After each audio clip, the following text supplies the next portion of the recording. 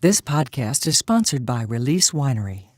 Every wine tells a story. Each growing season, it's our goal to create an artisan Napa Valley wine of exceptional quality.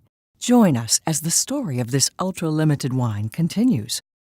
Learn more at releasewinery.com.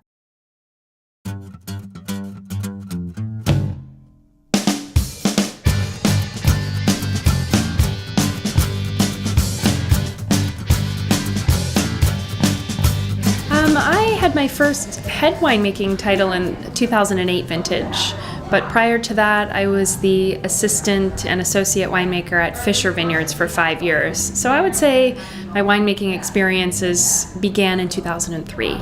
I have been the winemaker here since November of 2014.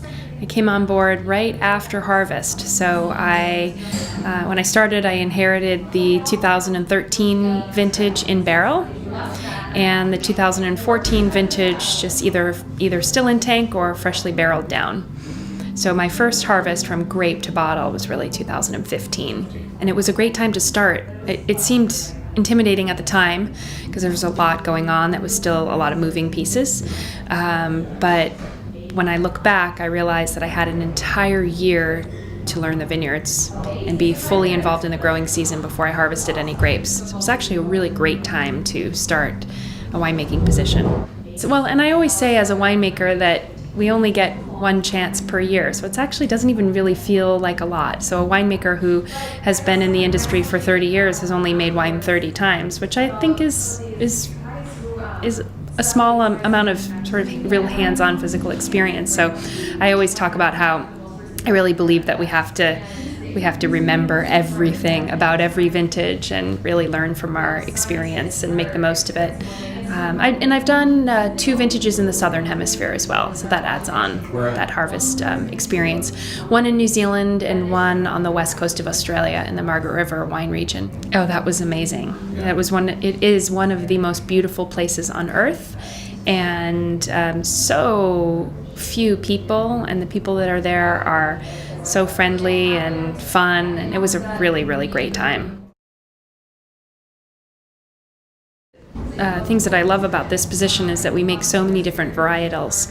So coming on board, there were varietals that I had never worked with before, so that's been a really great learning experience for me, and it keeps me interested and busy and excited about everything that we're doing here. Gewurztraminer was the first, and now I have this passion for Gewurztraminer. So that first year that I was learning in 2014, the end of 2014 and all of 15 before harvest, I was tasting and talking to a lot of people and trying to figure out what my approach was going to be. So my first vintage was the 15 Gewurz in bottle. Made only about 220 cases. It was a light year. And people loved the wine. It's a dry style, so very little to no residual sugar left. And the 16 is I think even better. So it's been a varietal that I've fallen in love with pretty quickly.